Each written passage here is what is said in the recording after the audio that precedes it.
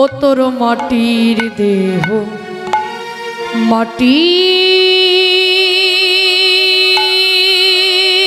হবে পুরে হবে ছাই এ দেহ পচা দেহ গৌরব কিসের এ দেহ পচা দেহ গৌরব কিসের ভান ওরে মাটির দেহ নিতাই গৌর হরি হবে পুরে হবে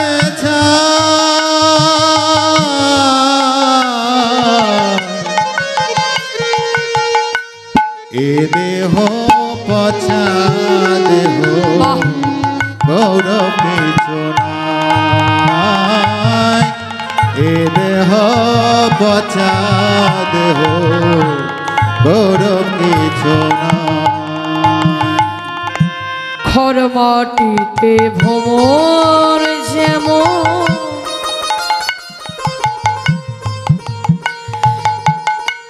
ঠাকুর গরে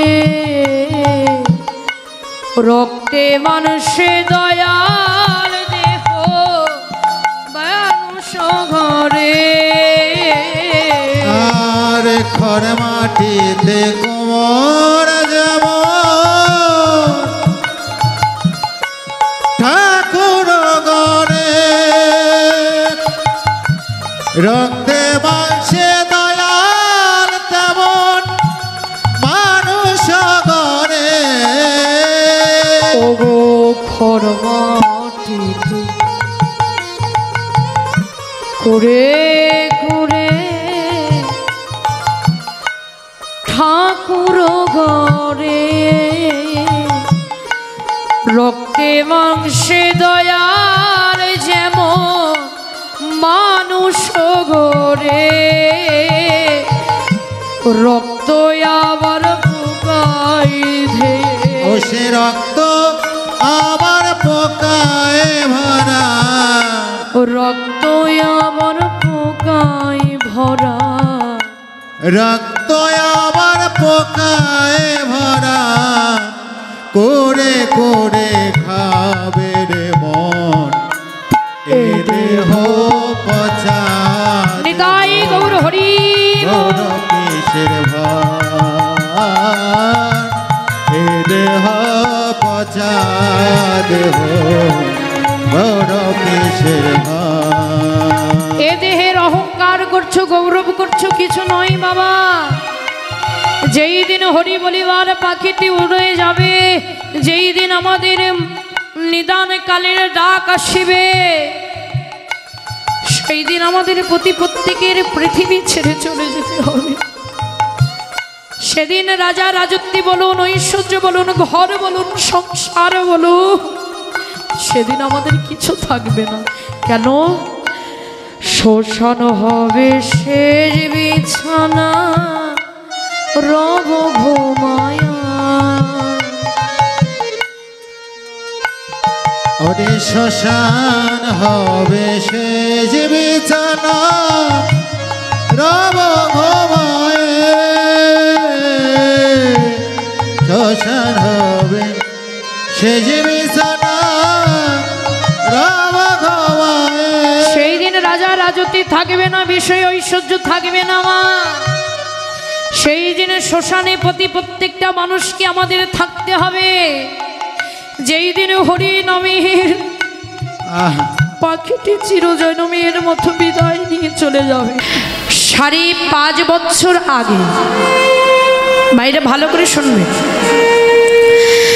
আজ থেকে 5.5 বছর আগে নবদ্বীপের মাটিতে সচিমাতার গর্ভ ভেদ করিয়া জন্ম হন শ্রী চৈতন্য মহাপ্রভু সেই শ্রী চৈতন্য মহাপ্রভুর জন্ম হয়েছিলেন কোথায় মা নবদ্বীপের মাঝে সেই প্রেমদাতা কাঙ্গালের ঠাকুর, যিনি ভক্তাধীন ভগবান, যার কেউ নেই, তার সকল কিছু যিনি, তিনি হচ্ছেন সেই সচিরনন্দন গৌর হরি। হরিবল হরিবল। বাবা, আজকে কোনো অস্ত্র নয়, আজকে কোনো যুদ্ধ নয়। ভগবান কি করেছেন? চারটি যুগ তো, 3 যুগে ভগবান অস্ত্র নিয়ে যুদ্ধ করেছিলেন। কোন কোন যুগে? সত্য, তেতা, দাপর, এই 3 যুগে মহাপ্রভু অস্ত্র নিয়ে যুদ্ধ করেছিলেন। এবার কলিযুগ যেই মাত্র পড়লেন, মহাপ্রভু অস্ত্রটাকে পরিত্যাগ করে রাজার বসনটাকে পরিত্যাগ করে, রাজার বেশটাকে পরিত্যাগ করে, যার কাছে সর্বকিছু রয়েছেন মা, না আছেন প্রাণীর বধূয়া বিষ্ণু পিয়ার অভাব, না আছেন সখাগণের অভাব, না আছেন ধনীবর্ষর অভাব, সেই মহাপ্রভু কিসের জন্য এসেছেন আজকে কাঙ্গালের বেশ ধারণ করে? মহাজন বলছে সকল কিছু ভগবানের ছিল গো মা, কিন্তু একটি জিনিস ছিল না, সেটি হচ্ছে কি? বলছেন এটি হচ্ছে ভক্ত। ভগবানের সকল কিছু ছিল কলিযুগে, কিন্তু তার অন্তরঙ্গ ভক্তির অভাব ছিল। তাই অন্তরঙ্গ ভক্তির অভাবের জন্য শ্রী চৈতন্য মহাপ্রভু আজকে রাজা রাজত্বের সকল কিছু পরিত্যাগ করে কাঙালের বেশ ধারণ করে নদিয়ার মাঝে এসেছেন। কেন? একমাত্র অন্তরঙ্গ ভক্তির জন্য। ভগবান বললেন, বহিরঙ্গ ভক্ত নিয়ে হয় নাম সংকীর্তন, আর অন্তরঙ্গ ভক্ত নিয়ে করলেন প্রভু প্রেম রস আস্বাদ। জাগতিক জগতের প্রেম নয় বাবা, এ হচ্ছে হরি নামের প্রেম, কৃষ্ণ নামের প্রেমে জগৎ জীবকে লক্ষ্য করে বলছেন, হে জগতের জীব, এ হরি নামের প্রেম যদি তোমরাও আস্বাদন করতে চাও, তাহলে যাও যাও, দুটো সাধুগুরু বৈষ্ণবীর বাজারে যাও, সাধুগুরু বৈষ্ণবীর বাজারে গিয়ে আমার প্রেমটাকে আস্বাদন করো। কেন জানেন বাবা? এই প্রেম একমাত্র কোথায় পাওয়া যায়? বলছেন এই হরিনামের প্রেম একমাত্র বৈষ্ণবের বাজারে পাওয়া যায়। এই যে আজকে যেমন সাধুগুরু বৈষ্ণবের বাজার লেগেছে, এই বৈষ্ণবের বাজারে কিন্তু এই প্রেমটাকে পাওয়া যায়, অন্য কোথাও পাওয়া যায় না। কেন? যখন নবদ্বীপের মাঝে রাধা মোহন বাবাজি দুটি নয়ন ধারায় কৃষ্ণ বলে কাঁদতেন, ভক্তগণ একদিন রাধা মোহন বাবাজিকে জিজ্ঞাসা করলেন,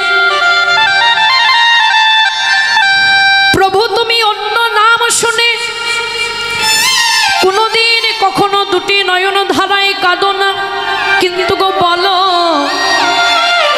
এই মধুর কৃষ্ণ নাম শ্রবণ করলে তোমার নয়নের বরিশন আর ধরে না। পৃথিবীতে কত নাম আছে, সকল নাম তুমি শোনো, তোমার কিছু হয় না, কিন্তু যখন তুমি কৃষ্ণ নাম শ্রবণ করতে যাও, তখন তুমি এমন করে কাঁদো কেন প্রভু?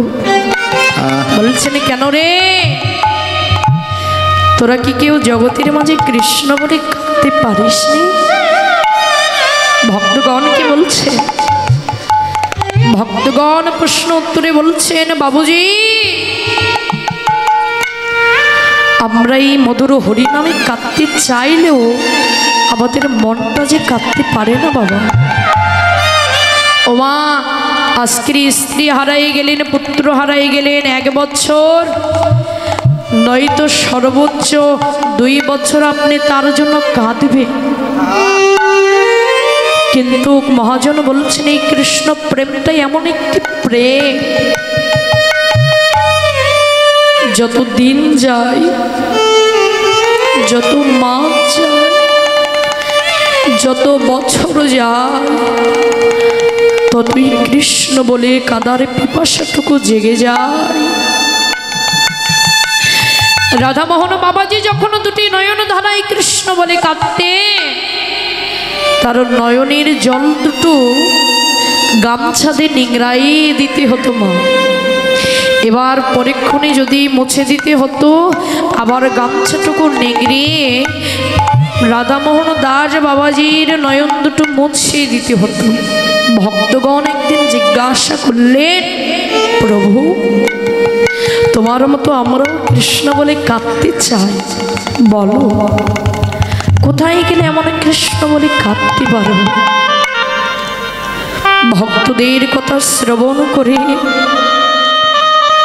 দুটো নয়নের জল ফেলে দিয়ে রাধামোহন দাস বাবাজি ভক্তদের দিকে লক্ষ্য করে বলেছেন, ওরে ভক্ত,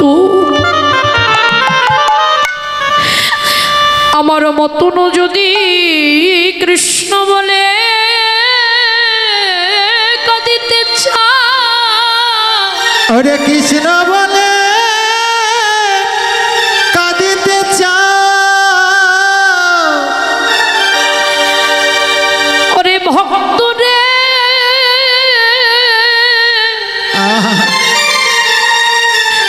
ওই মায়ার ঘরে নয়, ওই মায়ার সংসারে নয়,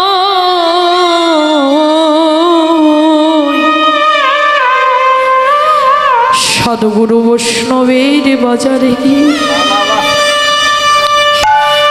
যে বসিন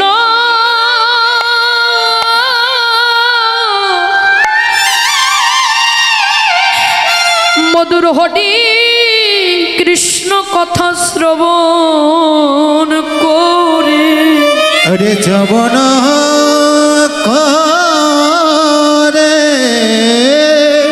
যে বৈষ্ণব একবার নয়ন জলে হা কৃষ্ণ বলে কাঁদিতে পারে, কাঁদিতে পারে, যাও যাও ওই বৈষ্ণবের ধুলি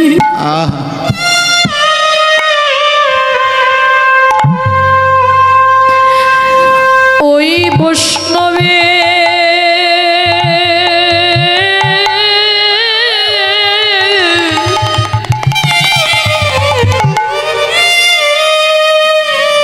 বৈষ্ণবের ধুলি অঙ্গে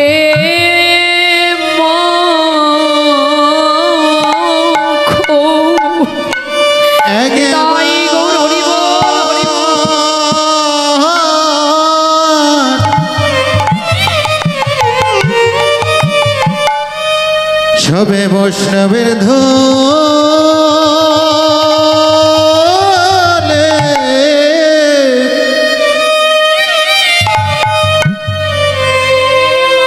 ধুলি অঙ্গে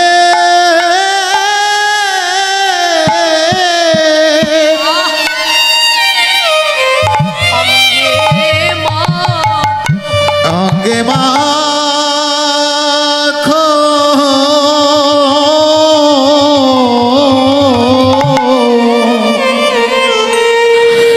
ওই বৈষ্ণবে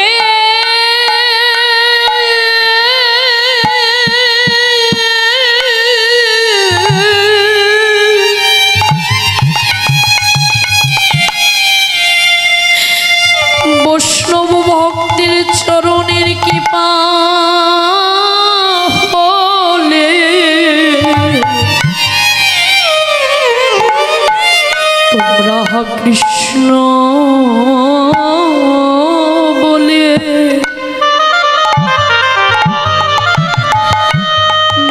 কাঁদিতে পারিবে ওরে ওই বৈষ্ণবে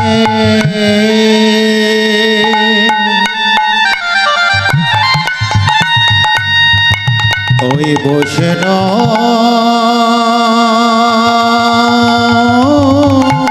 বৈষ্ণবে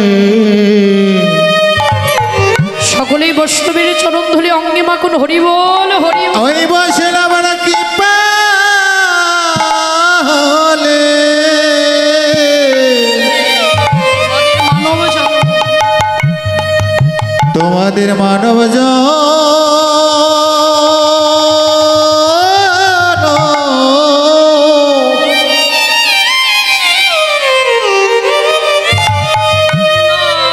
জনম ধন্য হবে। ওয়া এমন বৈষ্ণব ভক্তির যখন সঙ্গ পেয়েছ আর দেরি কোথায়, সকলেই বৈষ্ণব ভক্তির চরণ ধরি অঙ্গে মাখো। কেন এমন হরি বলিবার দিন আমাদের,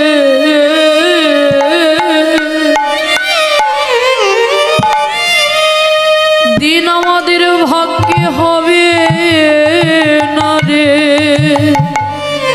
আমাদের হরি বলিবার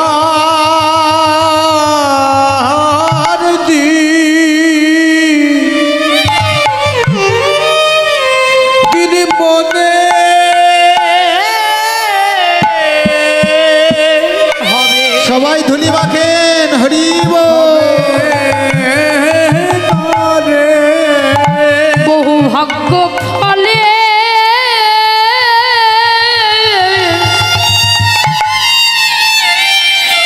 পেয়েছি এমন বৈষ্ণব ধুলি, আমাদের এমন দিন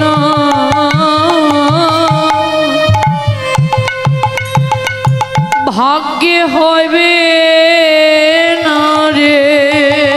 ওরে বহু ভাগ্য ফলে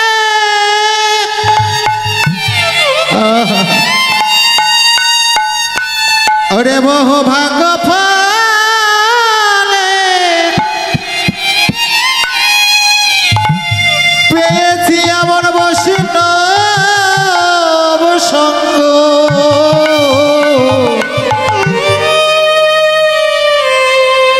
মোদের এমন দিন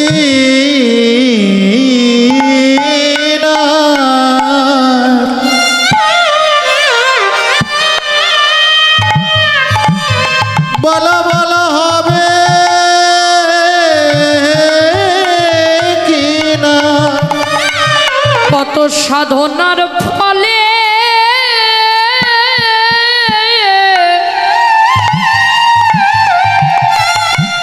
পেয়েছি এমন সঙ্গ,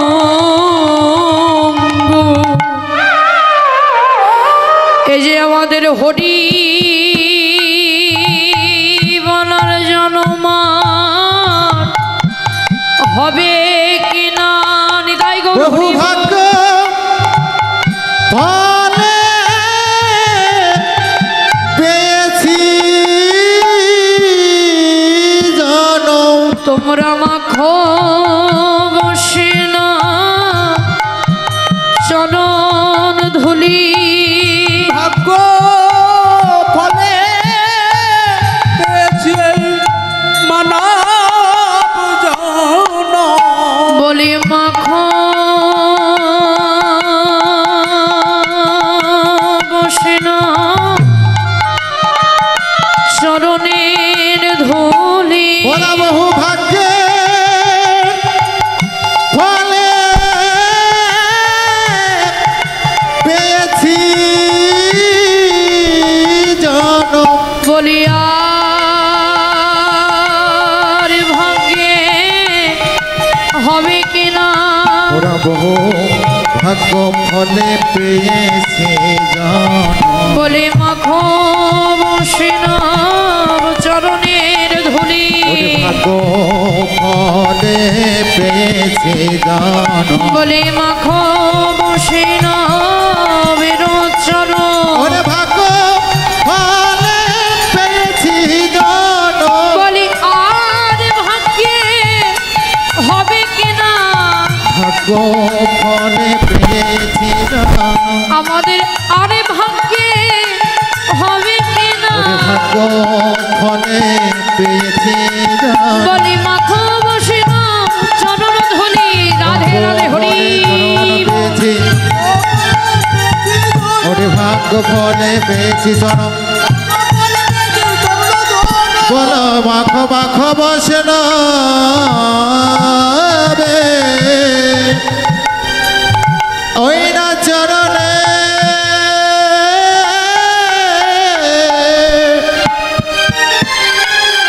চরণের ধুলে